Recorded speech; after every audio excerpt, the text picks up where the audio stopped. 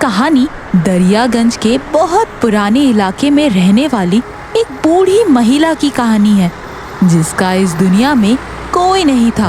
अकेले होने की वजह से उसके पास पड़ोस के लोग अक्सर उसकी मदद कर दिया करते थे। मोहल्ला छोटा होने की वजह से वहाँ की आबादी भी कम थी। दिन के समय वहाँ की महिलाएं अपने बच्चों को उनके घर खेलने के लिए भेज दिया करती थी। सभी बच्चे उन्हें नानी कहकर पुकारा करते थे। एक दिन बच्चे नानी के घर के अंदर खेल रहे थे। नानी चश्मा लगाए उन्हें देख रही थी और मन ही मन कुछ गुनगुना रही थी। तभी अभिषेक और विजय उनके पास आकर उनसे पूछने लगे कि वो कौन सा गाना गा रही हैं। नानी, जरा जोर से गाओ ना। हाँ नानी, थोड़ा जोर से गाओ ना, हमें भी तो पता चले आपके जमाने में कैसे गाने होते थे। अरे मैं कहाँ गा पाऊंगी बेटा, मैं तो बस यूं ही कुछ याद आ गया था तो बस गुनगुना रही थी। हमें बताइए ना, आपको क्या याद आ गया था। हाँ हाँ नानी, आप तो हम सब के बारे में सब कुछ जानती हैं, कभी अपने बारे में कुछ बताइए ना। अभिषेक जोर से चिल्लाकर अपने बाकी दोस्त जो कि अलग खेल रहे थे उन्हें अपने पास बुला लेता है। रानी, मधु, राजन, मनी, सब इधर आओ। हम सब हमेशा से जानना चाहते थे ना नानी के बारे में। आज नानी हम सबको बताने वाली है। अरे रुको बेटा, मैंने कब कहा कि मैं तुमको कुछ बताने वाली हूँ। तभी बाकी बच्चे दौड़कर नानी के आसपास आकर खड़े हो जाते हैं। नानी कहती है, अब जब तुम सब इतनी जिद कर रहे हो तो रुको। इतना कहकर वो कुछ ढूंढने लगती हैं। उनको कुछ ढूंढते हुए देख बाकी बच्चे भी कुछ ढूंढने लग जाते हैं। तभी मणि पूछता है, हम सब नानी की मदद के लिए कुछ ढूंढ तो रहे हैं, मगर किसी को पता है कि आखिर ढूंढना क्या है? तब नानी बच्चों से कहती हैं, अरे आज तो तुम सबको ठीक से देखा ही नहीं है। पहले तुम मेरा चश्मा ढूंढ दो, तुम सबको देख लूं, तब हम ढेर सारी बातें करेंगे। नानी की बात सुनकर सब चुप हो जाते हैं। तब मधु नानी के सिर पे लगे चश्मे को उतारकर नानी को पहनाती है। सभी ये देखकर हंसने लगते हैं।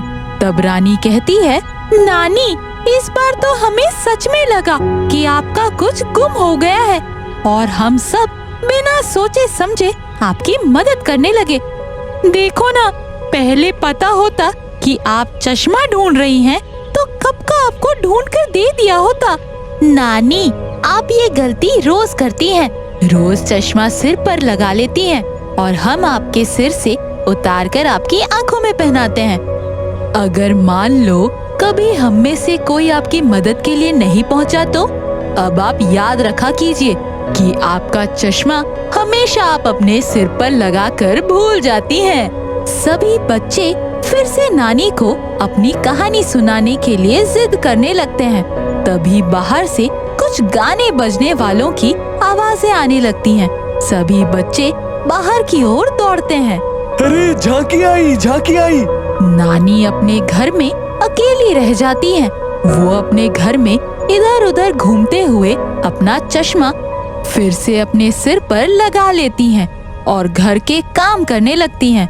तभी दरवाजे पर कोई आता है।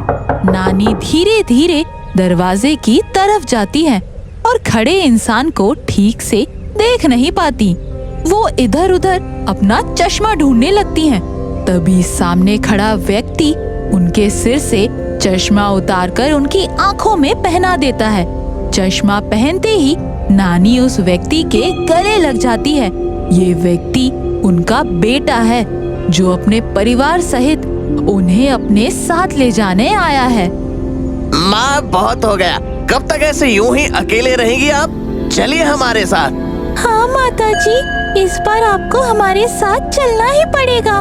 तुम लोगों की बातें तो ठीक हैं, बेटा, लेकिन ये तुम्हारा पिताजी का घर है, उनकी यहाँ यादें बसी हैं। माँ, ये घर हमारा ही है, हम यहाँ आते जाते रहेंगे, लेकिन इस बार आप हमारे साथ चलिए। लेकिन माताजी, बुजुर्गों के बिना घर अधूरा होता है। हमारा घर आपके बिना अधूरा है। आप हमारे साथ चलिए ना।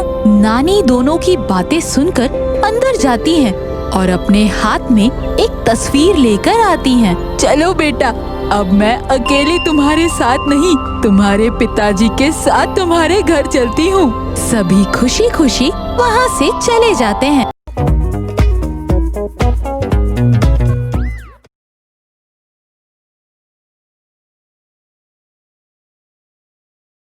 शंकु दादा सबसे बड़ा दादा था शहर के अंडरवर्ल्ड का। और शहर भी कोई छोटा मोटा नहीं, बहुत बड़ा शहर, देश की राजधानी। उसका सबसे चालू दादागिरी था व्यापारियों से हफ्ते का वसूली करना। यानी कि हर हफ्ते व्यापारियों को उसे पैसे देने पड़ते थे, नहीं तो उनकी शामत ही आ जाती। एक दिन शंकु अपने साथियों के बीच बैठा हुआ था। उसका मसलमैन बासुकी बुझा बुझा सा अंदर आया। शंकु दादा, गड़बड़ हो रहा है। क्यों रे, क्या हुआ? भंडारी पैसे देने से आनाकानी कर रहा है। वही भंडारी ना जिसका 10,000 करोड़ का प्रोजेक्ट है और जिसे झोपड़पट्टी वाले अपनी जमीन नहीं दे रहे थे। हमने जबरन झोपड़पट्टी वालों से जमीन दिलवाई थी। हाँ, वही दादा। उसको उठा लाओ अभी इसी वक्त। पहले के भी जमीन खाली करवाने के पैसे बाकी रखे। कहा था काम शुरू होने पर भिजवा देगा, लेकिन पैसा अभी तक नहीं आया। मुमकिन नहीं है दादा। क्यों? पता नहीं उसकी आंखों पर कैसी चर्बी चढ़ गई है। उसने पुलिस बुला रखी है। पुलिस कब तक रहेगी? उसे यहाँ इस शहर में काम तो करना ही है। शंकु दादा की शरण में तो आना ही पड़ेगा। उस दिन से शंकु के दिमाग में बात चलनी शुरू हो गई। कैसे बिना सामने आए हफ्ते की वसूली चलते रहे और आनाकानी करे तो उसे ठिकाने भी लगा दिया जाए। कई दिनों तक शंकु सोचता रहा। ए बासुकी। जी दादा। स्पेस रिसर्च सेंटर से साइंटिस्ट डॉक्टर सेन को उठवा लो और यहाँ ले आओ। लेकिन उसे हमें क्या लेना देना दादा? दादा से मुंह लगाते हो, आइंदा ऐसी गलती मत करना। जो कहा है वो करो। जी दादा। अगले दिन डॉक्टर सेन की कार को घेरकर बासुकी और कुछ गुंडों ने मिलकर डॉक्टर सेन को किडनैप कर ले आए दादा के पास। मुझे क्यों पकड़ लाए गुंडे लोग? जरा आराम से, हमारे लिए काम करना है डॉक्टर। तुम तो साइंटिस्ट हो, हमारे लिए हाथी के साइज का तितली बनाओ और उसके मुंह में सांप सा जहर होना चाहिए, ताकि वो तितली किसी को भी अगर अपनी जीभ से चाट दे तो उसकी उसी वक्त मौत हो जाए और मैं उस तितली की सवारी कर सकूं। अगर तू नहीं माना तो इस शहर के एक आदमी को हर रोज गोली से मारता रहूंगा। डॉक्टर सेन क्या करता? उसने अपना रिसर्च का काम शुरू कर दिया और एक ऐसे इंजेक्शन को तैयार कर लिया जिसको तितली को लगाने से तितली हाथी की तरह बड़ा तितली हो जाता है और जहरीली भी हो जाती है। डॉक्टर ने शंकु को बता दिया उसका प्रयोग सफल हो गया है। तितली तो हाथी की तरह हो जाएगी और जहरीली भी हो जाएगी, लेकिन क्या? जल्दी बताओ। एक बड़ी तितली एक ही दिन जिंदा रह पाएगी, इसलिए हर रोज एक तितली को बड़ी और जहरीली बनाने के लिए इंजेक्शन देने पड़ेंगे और तितली की पीठ पर सवार होकर जो बोलोगे तितली वो मानेगी।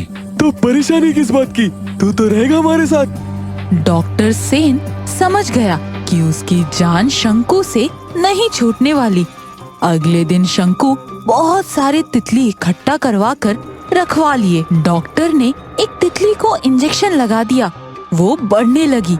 वो हाथी कद जितनी बड़ी हो गई। शंकु बहुत खुश हो गया। शंकु बहुत खुश हुआ रे डॉक्टर, अब मैं इसकी सवारी करूंगा। वो तितली की पीठ पर सवार हो गया।